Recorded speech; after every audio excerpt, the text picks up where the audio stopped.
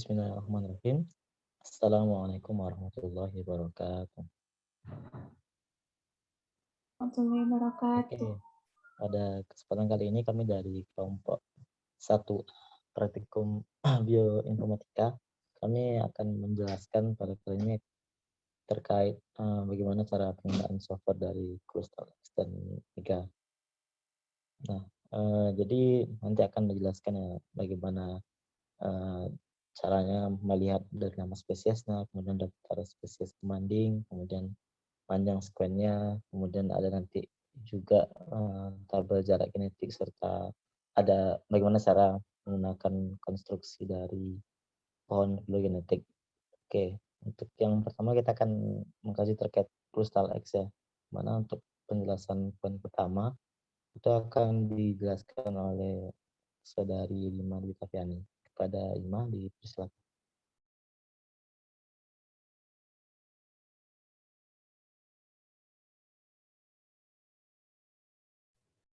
Baik, terima kasih moderator.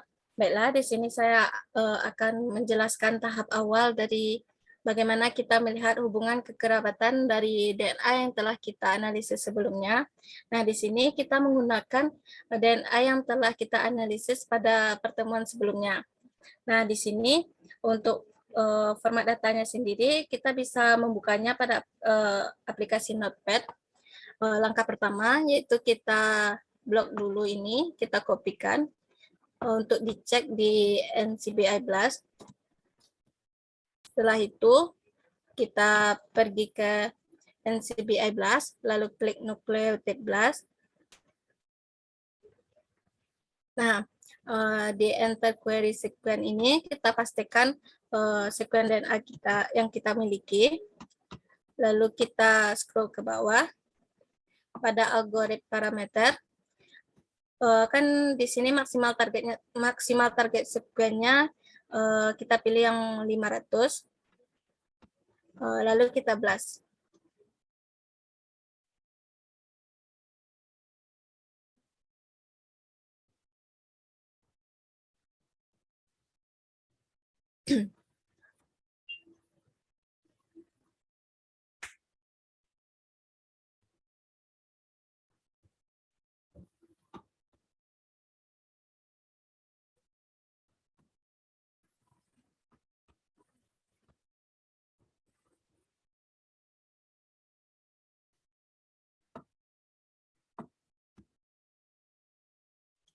Nah, di sini terdapat banyak sekali sekuen pembanding yang bisa kita bandingkan dengan sekuen yang telah kita analisis sebelumnya.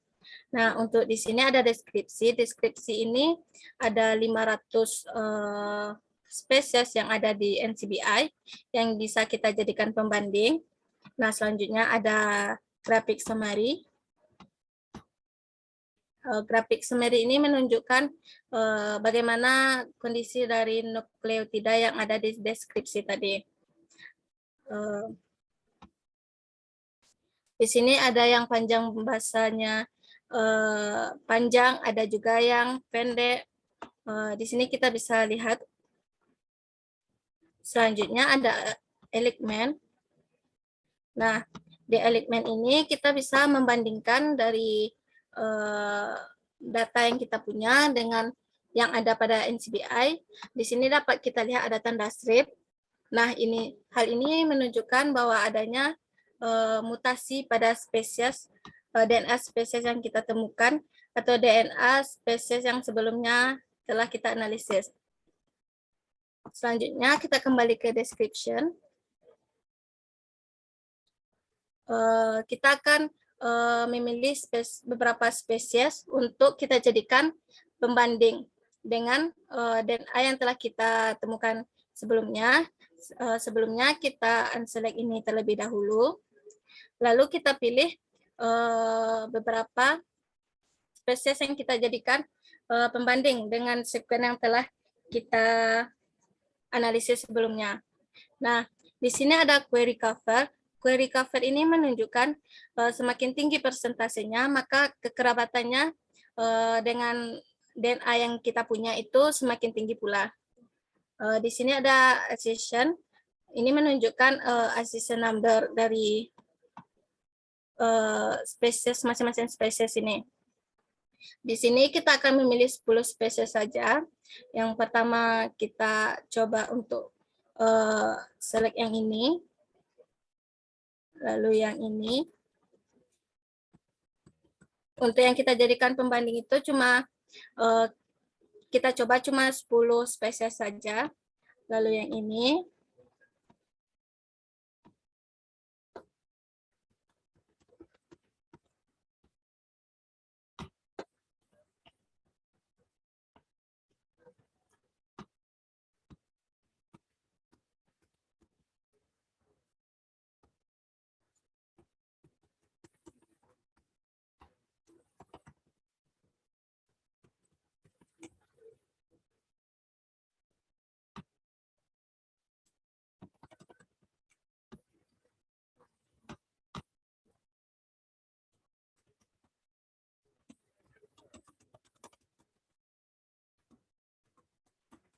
Nah, setelah kita klik 10 spesies yang kita jadikan pembanding, yang akan kita ujikan bagaimana hubungan kekerabatannya dengan sekuen yang kita punya.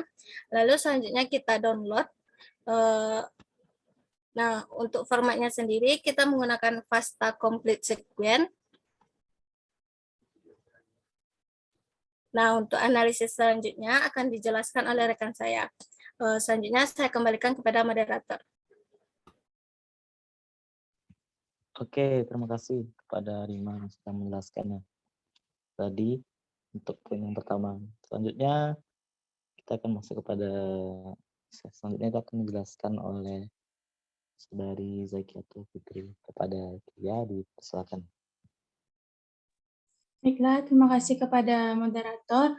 Selanjutnya saya akan menjelaskan mengenai cara mencari untuk panjang sequence dari data yang kita gunakan tadi dan juga untuk tabel komposisi datanya apa saja.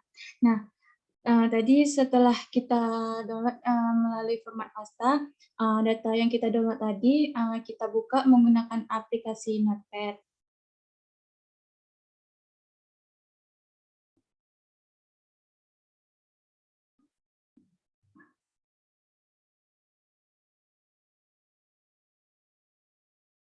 Bentar deh, Ima. Itu udah. Nah, setelah data tadi yang kita download itu kita masukin ke dalam aplikasi Notepad ini, langkah selanjutnya itu pada aplikasi Notepad ini kita harus mengubah penamaan spesiesnya ini menjadi tidak memakai spasi, yaitu kita ubah memakai underscore. Itu kita hapus dulu di bagian awalnya, itu kita hapus di bagian accession number itu, kita hapus. Selanjutnya itu yang di bagian belakangnya itu kita hapus juga. Nah, ini angka 1 ini kita hapus juga. Itu kita kasih underscore. Kita hapus spasinya. Itu strip ya. Itu yang di bagian mitokondria ini kita hapus sampai yang ya, itu kita hapus sampai di angka SC7 itu. Oke. Kemudian untuk memudahkan kita kasih penomoran itu angka 1. Untuk selanjutnya begitu seterusnya untuk ke-10 data tersebut. Dikasih spasi Ima dekat 1 tuh Ima. Enggak, lupa ya. Enggak Ima. Enggak. Apa sih Mas spasi ya. Untuk selanjutnya itu langkah yang kita lakukan sama.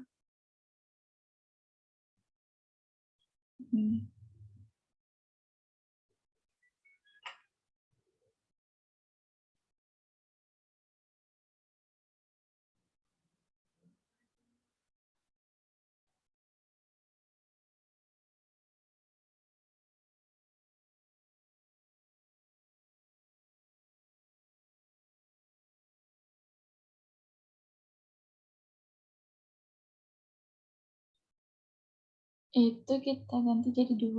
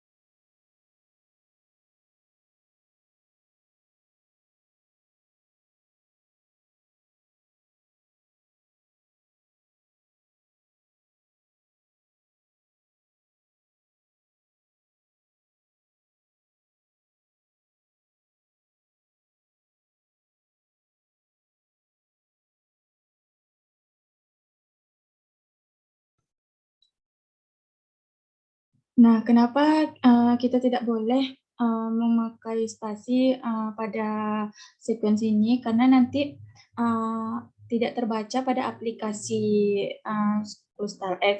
Dan juga untuk penamaan ini kita ubah pada semua data sequence yang akan kita pilih. Nah, selanjutnya itu setelah semua data yang kita ganti penamaan yang tadi, kita lanjut ke aplikasi X.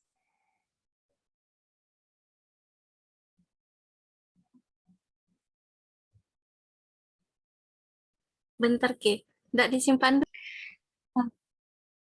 Untuk setelah kita ganti penamaannya yang data yang tadi, langkah selanjutnya itu kita menyimpan data tersebut, itu kita save as,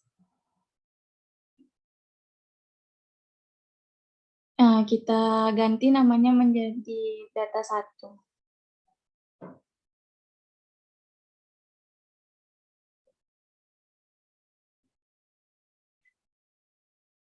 Kemudian kita save. Untuk selanjutnya itu kita gunakan aplikasi Crystal X.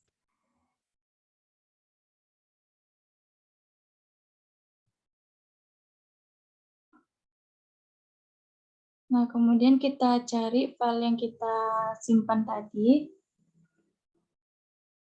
itu melalui plot sequence.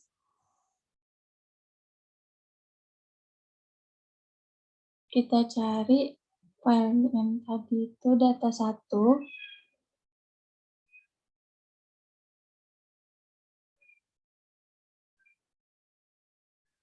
Nah, dapat kita lihat pada aplikasi Crystal X ini, sekuensinya itu masih tidak sejajar. Nah, untuk memudahkan kita, kita perbesar saja itu ukurannya, kita ganti jadi ukuran 14 saja. Nah, kemudian dari 10 data itu tuh kita lihat apakah terdapat gap-gap pada data yang kita pilih tadi dengan cara kita geserkan pada tanah yang di bawah ini, Mah. Ada yang tanda ini di bawah ini, Mah. Kita geserkan saja, kita lihat apakah terdapat gap gitu, gap yang pada data sequence ini.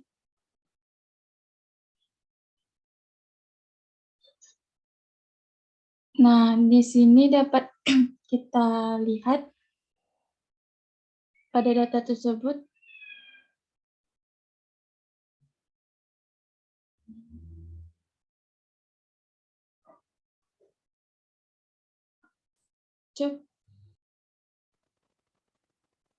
dari data yang kita masukkan tadi dapat kita lihat pada aplikasi ini, untuk aplikasi ini datanya itu masih tidak sejajar. Nah, untuk kita cara mengubah datanya itu kita klik pada fontnya itu, kita ubah dulu ukurannya. Kita ubah ukurannya dulu 5, jadi ukuran 14. Nah, kemudian kita pilih di pilihan mode ini, kita klik di bagian sudah multi-print. Sudah. Kemudian kita klik lagi di bagian alignment-nya itu kita pilih do complete alignment. Lalu kita klik OK.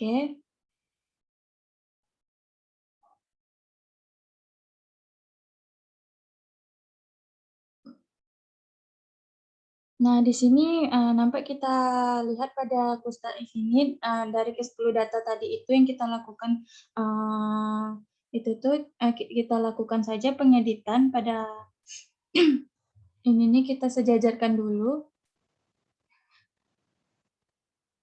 Nah, karena di sini terlampau banyak gap-nya, itu dapat kita hapus saja di bagian pager varia yang kan Grifora yang nomor 9. Kita hapus saja ini, yang ini. Kita klik yang di nomor 9 ini. Nah, bisa kita hapus dengan cara kita klik save ya,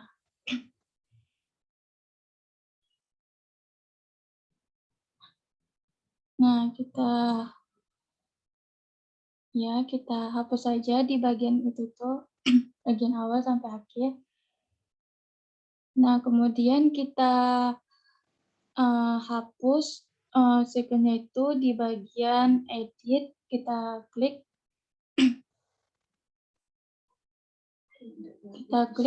clear.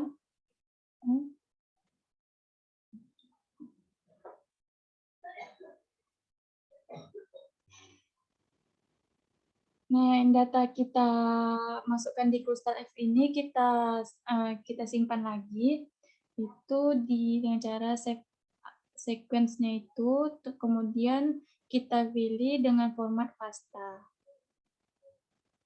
Kemudian kita klik OK. Nah, data yang kita simpan tadi itu kita lakukan pengeditannya itu menggunakan aplikasi BioEdit.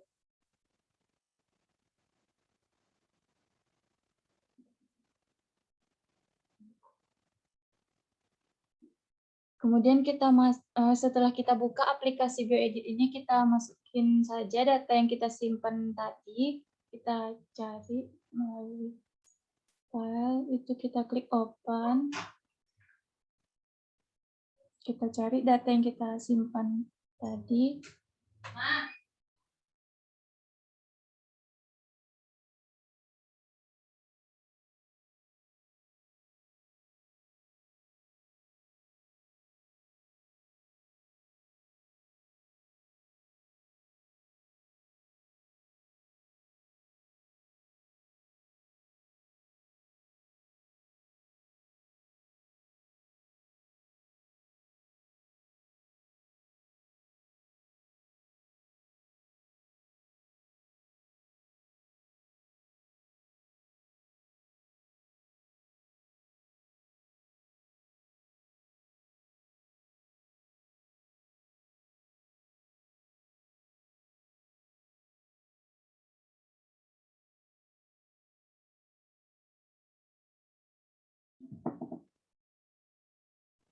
Setelah kita buka data tadi pada aplikasi BioEdit, kemudian kita dapat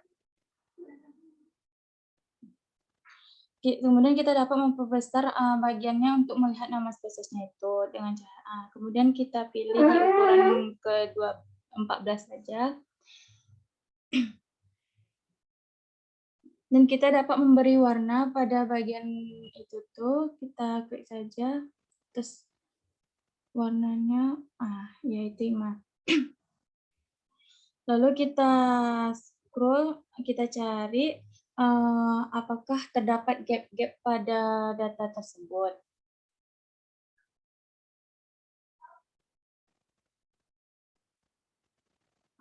Nah, dapat kita lihat dari data ini masih banyak terdapat gap yang ada pada ke-10 data ini.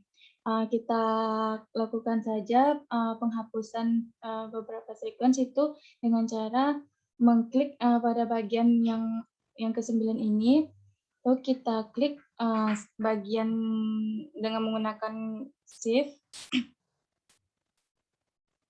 Kita shift, kemudian kita hapus saja sampai ke awal.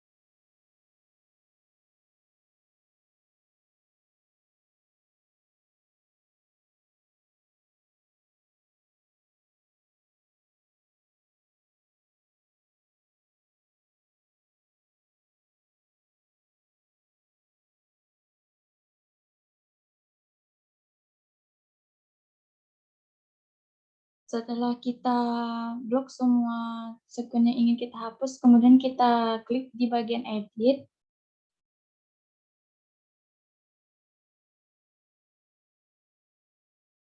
Kita klik di bagian edit paling atas ini, Mah. Di atasnya lagi, Mah. Kemudian kita pilih delete sequence.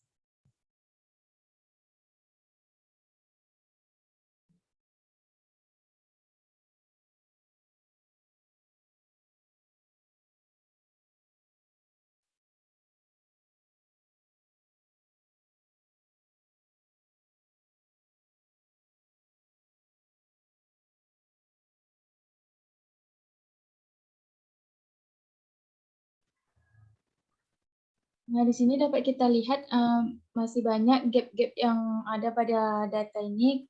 Itu kita harus menghapusnya untuk mensejajarkan datanya ini. Itu kita klik di bagian ini, kita klik save, kita pilih di situnya, itu kita klik save, kemudian kita hapus. Udah kita hapus, sequence yang terhapus tadi, ini sudah kita sejajarkan, udah terdapat datanya itu sudah kita sejajarkan.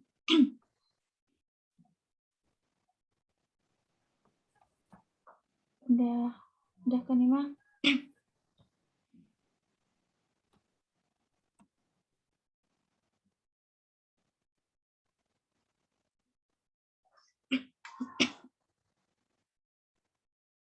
Nah, kemudian untuk setelah kita sejajarkan, kita ingin mencari berapa panjang dari sekuen itu. Nah, kemudian kita dapat lihat di bagian sebelah kanan itu jumlah panjangnya itu berjumlah 502. Selanjutnya itu kita untuk melihat bahasa nukleotidanya, itu kita klik pada bagian sequence. Kita klik di bagian sequence paling atas, Ima. Kemudian kita klik bagian nucleic acid yang bagian bawah ini, Ima. Kemudian kita pilih nucleotide composition itu, Ima. Paling atas, Ima.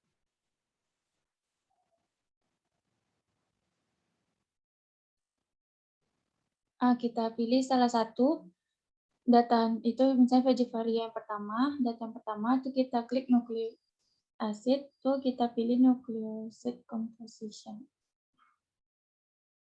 Nah, di sini dapat kita lihat komposisi data bahasanya itu untuk data yang kita pilih tadi itu Vegevaria cancrifera yang nomor 2, itu panjangnya itu berjumlah 500 bester.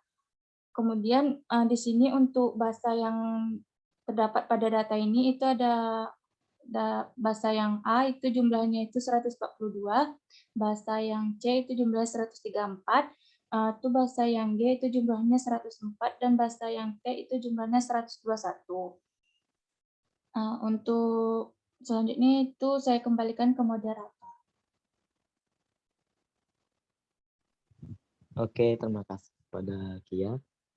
Baik, selanjutnya akan dilanjutkan oleh saudari Aldila Febri.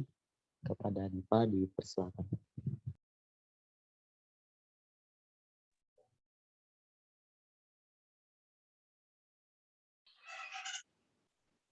Setelah kita mencari panjang sekuennya itu berapa, terus kita udah ketahui tabel komposisinya berapa, apa saja, kemudian kita save data tadi itu dengan cara klik pada bagian file, kemudian kita save as. Kita ganti namanya menjadi data 1. Kita ganti namanya jadi data 1. Itu formatnya menjadi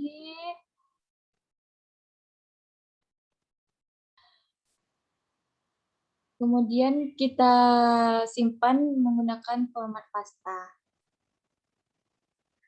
Kemudian kita save menjadi data 1. Untuk selanjutnya saya kembalikan ke moderator. Oke, terima kasih kepada Saudari Tia. Nah, untuk selanjutnya akan dilanjutkan oleh Saudari Al-Balik Febri. Kepada Diva, dipersilakan. Baiklah, terima kasih moderator. Selanjutnya itu kita akan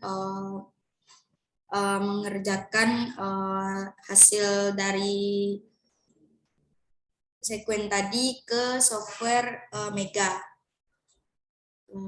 Dibuka dulu 5 aplikasi. Sekarang kita menggunakan Mega X. Juga bisa menggunakan Mega versi yang lain, tergantung spek dari laptop masing-masing.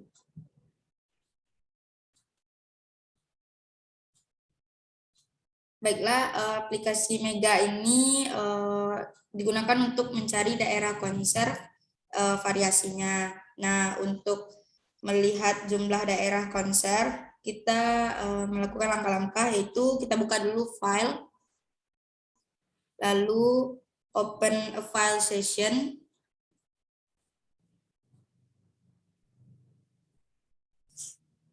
lalu kita pilih file yang telah di alignment di Clostal Egg dan BioEdit tadi. Data sebelumnya. Yang data 1 tadi.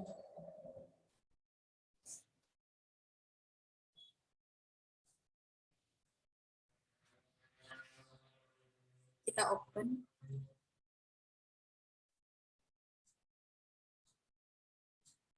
Bentar guys, data satunya yang mana? Stop dulu, Ki.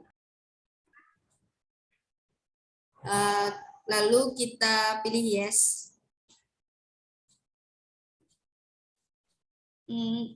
Tunggu loh, ulang lagi weh. Yes. Baiklah, untuk langkah pertama kita buka dulu file, lalu open a file session. Kita pilih data yang telah di alignment tadi di Clostal Egg dan BioEdit. Latihan 1. Open. Kita pilih analyze karena alignment tadi telah kita lakukan di aplikasi sebelumnya. Lalu kita pilih nucleotide sequence di oke kan? Oke mah.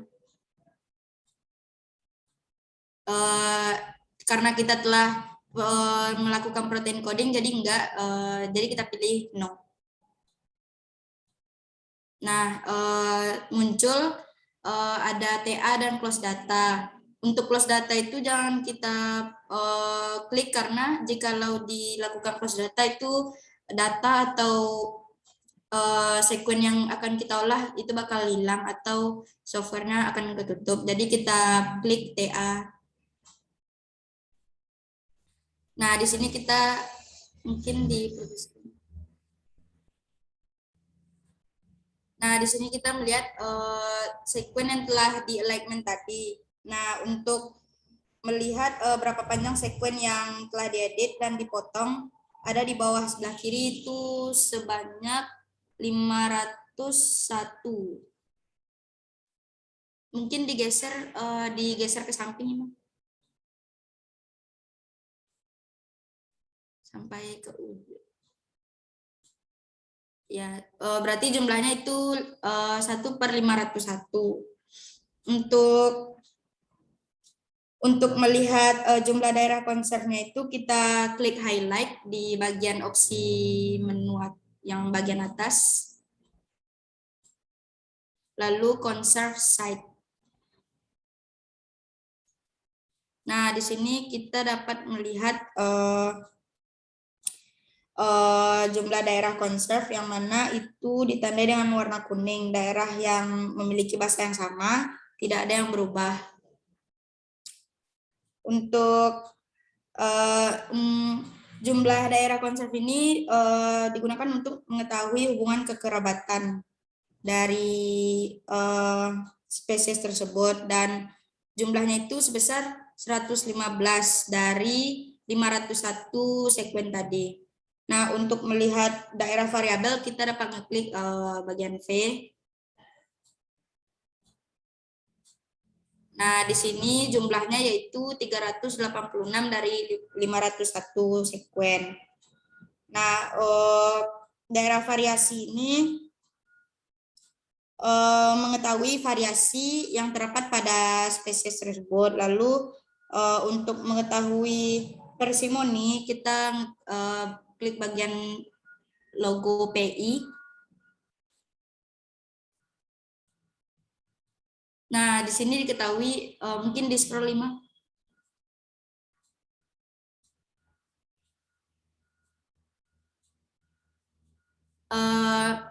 Mungkin diklik lagi parsimoni karena belum. Nah, di sini diketahui jumlahnya itu ada 2 dari 501 jumlah. Yang mana parsimoni ini merupakan bahasa yang berbeda lebih dari 1. Selanjutnya untuk mengetahui jumlah singlestone, kita dapat melihat pada bagian logo S. Nah, di sini diketahui sebanyak 384 dari 501 jumlah. Yang mana singlestone itu merupakan satu bahasa yang berbeda dari 9 sekuen. Nah, selanjutnya kita bisa mengedit atau merubah tampilan pada bagian display. Nah, di situ kita bisa memilih untuk merubah latar background warna dan segala macam. Nah, kembali. Nah, untuk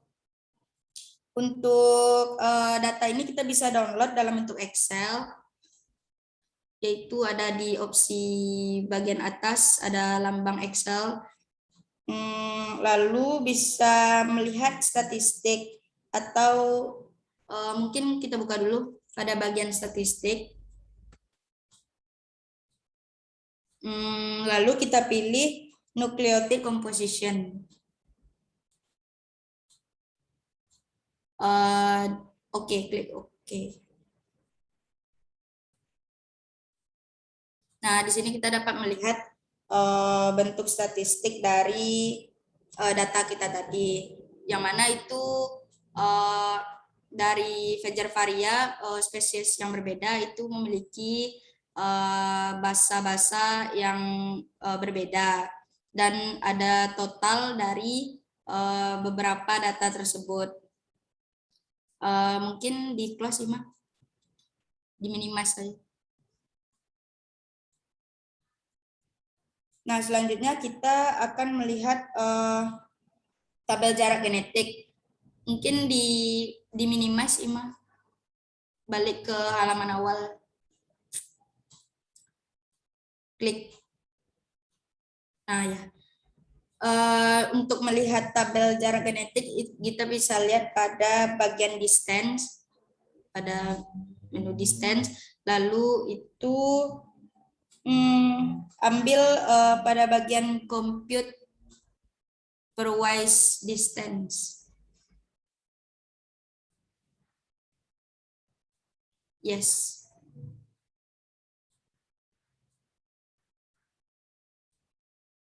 Oke.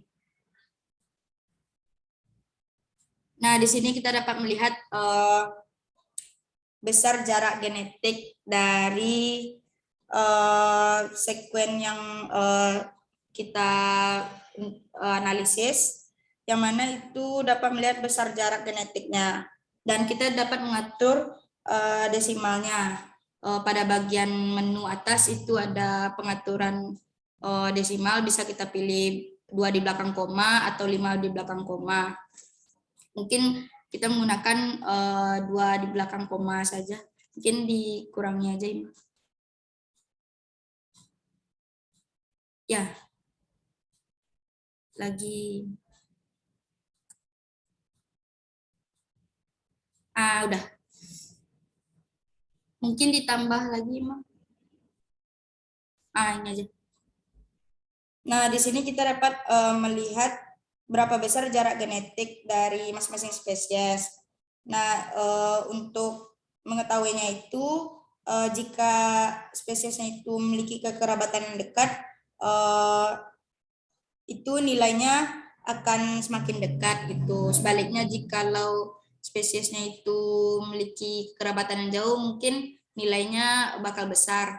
Nah, untuk cara membacanya itu, misalnya itu Fagervaria cancrifora 2 dan 4 itu memiliki nilai 9,5, yang mana diartikan kekerabatannya jauh. Lalu untuk Fagervaria cancrifora 4 dengan cancrifora 3 itu memiliki kekerabatan yang dekat dikarenakan nilai desimalnya itu sangat kecil, yaitu 0,002, begitupun seterusnya. Jadi pada fitur ini kita dapat melihat seberapa besar jarak genetik dari masing-masing spesies gitu. Mungkin sekian, dikembalikan kepada moderator. Oke, baik. Terima kasih kepada Diva sudah menjelaskan tadi terkait jumlah daerah konser, variabel, versi mode sama singleton, kemudian juga tabel jarak genetik ya. Oke, selanjutnya kita akan mengkaji terkait yang terakhir, yaitu terkait pohon filogenetik. Nah, mungkin bisa dikembalikan ke software aplikasi Mega tadi. Nah, jadi untuk filogenetik itu merupakan gambaran yang lebih jelas ya, dan bisa mudah dipahami untuk jauh dekatnya kekerabatan antar spesies tersebut gitu. Untuk itu kita bisa yang pertama menekan tombol filogeny. Oke, jadi untuk hal ini itu terdapat dua cara ya. Terdapat dua cara, yaitu yang pertama itu tanpa bootstrap dan yang kedua itu dengan bootstrap. Jadi nanti akan saya jelaskan apa sih yang dimaksud dengan bootstrap tersebut. Jadi untuk pohon filogeny ini, untuk mengkonstruksinya kita memiliki beberapa jenis ya. Itu ada ML atau maximum likelihood, kemudian ada network joining atau NJ, kemudian ada ME atau minimum evolution. Jadi kita untuk kali ini coba yang pertama saja dulu, itu construct test maximum likelihood.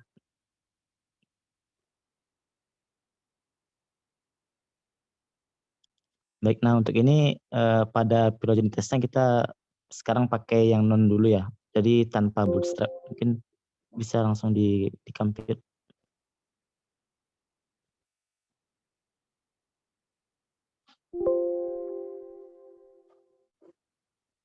Tombolnya di bawah kalau tidak salah.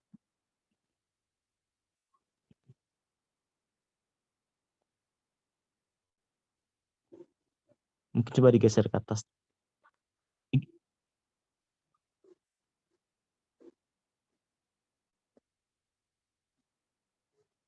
Coba digeser ke atas. Kayaknya ketutupan tombolnya.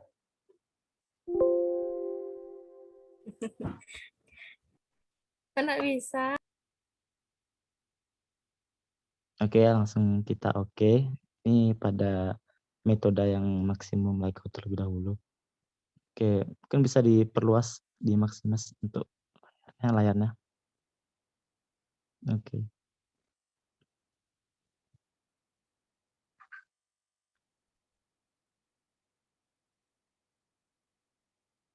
Stop dulu ya.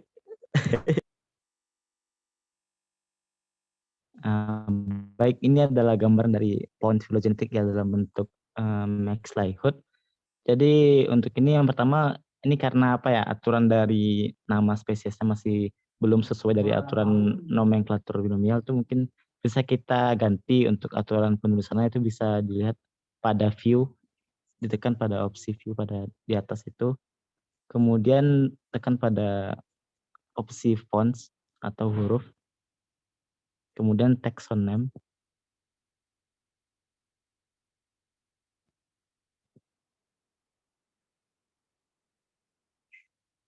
Nah, untuk itu bisa diganti untuk jenis fontnya ya. Itu misalnya Arial Unicode MS untuk jenis fontnya. Kemudian untuk font stylenya itu bisa untuk diganti ke italic. Mungkin coba di scroll ke atas, ada nggak opsi italic? Oke, nggak ada ya. Mungkin coba diganti fontnya ke Arial lagi. Nggak ada opsinya. Oke. Nah, coba ganti ke italic. Kayak kan aturannya kan miring untuk fontnya. Oke, lalu kita okekan. Jadi nanti bisa berganti dari penulisannya. Jadi cetak miring atau italic. Oke, selanjutnya kita juga bisa untuk apa ya? Merubah gaya atau desain dari font filogenetiknya gitu. Itu bisa kita tekan di subtree, nanti ada opsinya di bagian bawah tadi. Yang di bagian bawah subtree-nya ada logonya kayak cabang-cabang gitu. Nah, gitu. Ke tradisional. Nah, itu ada opsi yang strike sama curve. Mungkin bisa kita lihat satu-satu. Coba yang strike-nya terlebih dahulu. Nah, strike adalah bentuk yang kaku ya, yang kaku segitiga. Mungkin kita coba yang bentuk curve atau melengkung untuk bentuk yang lebih sopan ya, tidak terlalu tegas. Nah, seperti ini. Lalu ada juga tadi untuk opsi yang mode circle atau lingkaran.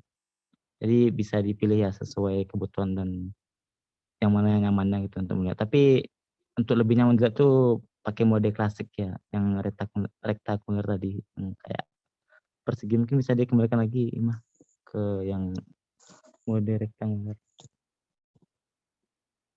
Oke, baik. Nah, kemudian untuk penyimpanannya itu kita bisa ambil opsinya di opsi pilihan image. Ada opsinya di atas image. Nah, di sini ada terdapat berbagai opsi ya untuk menyimpan dalam bentuk apa. Ada BMP, PDF, PNG, dan lain sebagainya gitu. Nah, mungkin kita akan coba save dalam bentuk PNG. Save as PNG file.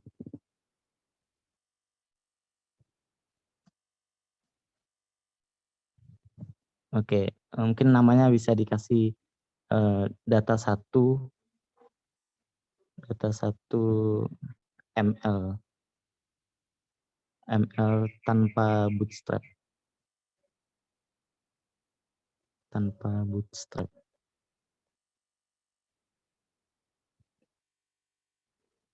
Oke.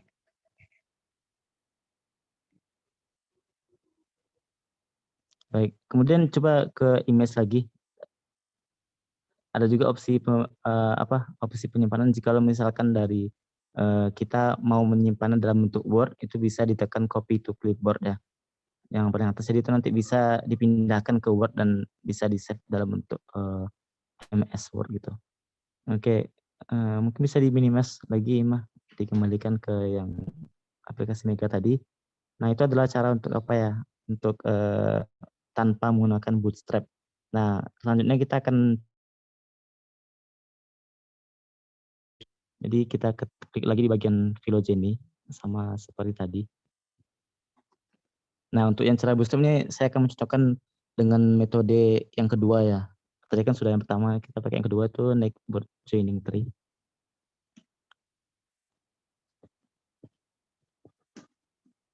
Nah, bedanya sebentar, jangan di oke dulu Ima.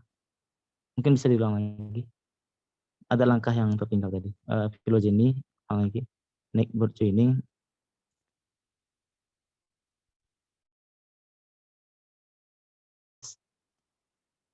Nah, tadi sini tadi kan yang kita sudah Bootstrap. Nah, jika kita ingin mencobakan dengan Bootstrap, itu bisa ditekan pada opsi Phylogeny Test atau Test of Phylogeny yang bisa kita ganti ke Bootstrap method. Untuk number of Bootstrap replication itu bisa dibikin 1000 itu Mas. Oke. Jadi apa perlu diketahui ya informasi kita semua bahwasannya Bootstrap ini merupakan metode yang tujuan itu untuk menunjukkan bagaimana kestabilan dalam pengelompakan filogenetik gitu. Jika dilakukan banyak pengulangan. Dan kita di sini mengambil pengulangan atau replikasinya dulu sejumlah 1000 kali. Mungkin bisa langsung diokekan.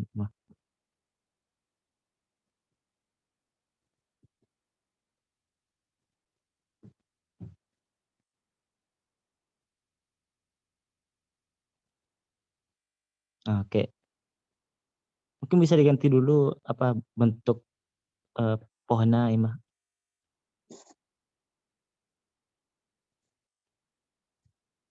Ke bentuk yang curve aja coba.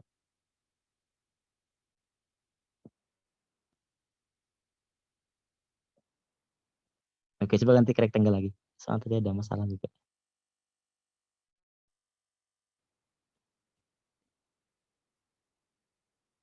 Oke, jadi yang membedakan ya antara tanpa bootstrap sama dengan bootstrap itu adalah adanya angka gitu kan di sana gitu. Jadi misalnya tuh ada angka 30 sama 44 gitu kan. Jadi karena kita tadi mengambil yang 1000, jadi setelah dilakukan 1000 kali pengulangan, nah nanti di pengulangan yang ke-44 misalkan di situ, itu terjadi apa ya, sudah stabil gitu pemisahan antara hubungan dari genetik yang satu dengan lainnya gitu. Jadi bisa dibilang pada pengulangan yang ke-44 kali itu bisa dikatakan sudah stabil lah gitu dari pengelompokan filogenetiknya. Nah, semakin besar angka dari bootstrap ini akan semakin baik ya, semakin stabil gitu dari pengelompokan filogenetiknya gitu. Jadi itu biasanya juga ada range-nya ya, range angkanya. Itu jikalau misalkan angkanya tuh kurang dari 20 itu biasanya kurang baik ya untuk diambil sampelnya. Tapi kalau misalkan yang bagusnya tuh di atas 70, nah itu baru bisa dibilang sangat baik gitu untuk kita ambil sampelnya gitu untuk kali ini. Nah, oke mungkin sampai segitu ya untuk penjelasan terkait dari tadi pertama ya cara menggunakan aplikasi yang Crystal X sama Mega gitu dan juga sampai terakhir tujuannya itu kita membuat dari pohon filogenetiknya gitu. Ada 3 cara itu ada max likelihood, neighborhood joining, dan min evolution. Dan juga tadi saya juga menjelaskan terkait dengan bootstrap dan tanpa bootstrap gitu. Dan untuk penyimpanannya mungkin bisa kayak tadi lagi di bagian image opsi yang di atas, terus kita coba dalam bentuk PNG lagi untuk penyimpanannya. PNG file.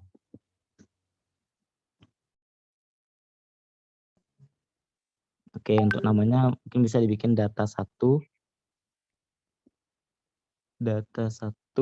NJ dengan bootstrap.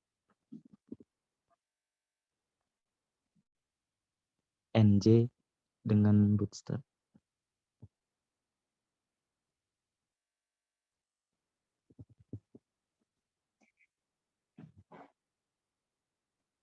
Oke. Oke, baik. Mungkin sampai segitu ya untuk penjelasan dari kelompok kami terkait materi Crystal X dan Mega. Dan sampai tadi hasilnya kepada pembuatan dari pohon filogenetik. Mungkin itu dari kelompok kami. Mohon maaf jika terdapat kesalahan dan terima kasih atas segala perhatian. Assalamualaikum warahmatullahi wabarakatuh. Waalaikumsalam warahmatullahi wabarakatuh.